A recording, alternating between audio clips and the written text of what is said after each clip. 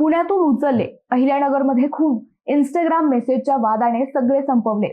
Instagram मेसेजच्या वादातून एका तरुणाची निर्घृण हत्या अहिल्यानगरमधील कोपरगाव येथे करण्यात आली आहे। 24 वर्षीय तरुणाला पुण्यातून उचलून कोकमठाण येथे आणले आणि मारहाण करत मारून टाकले। साईनाथ गोरक्षनाथ काकडे असे खून झालेल्या युवकाचे नाव आहे। त्याचं झालं असं, राहाता तालुक्यातील डोरहाळे येथील साईनाथ व कोपरगाव तालुक्यातील रुपाली हे एकमेकांना ओळखतात। ते दोघेही वेगवेगळ्या ठिकाणी पुणे येथे राहत होते।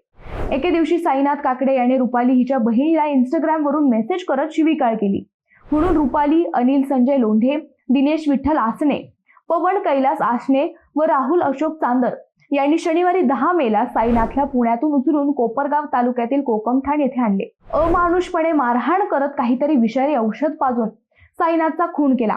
यातील 4 आरोपींना कोपरगाव शहर पोलिसांनी बेड्या ठोकल्या आहेत। घटनेचे गांभीर्य लक्षात घेता पोलीस अधिकाऱ्यांनीही घटनास्थळी भेट देत पाहणी केली। मंडळी, इन्स्टामुळे तरुणांचं आयुष्य बर्बाद होत चाललंय का?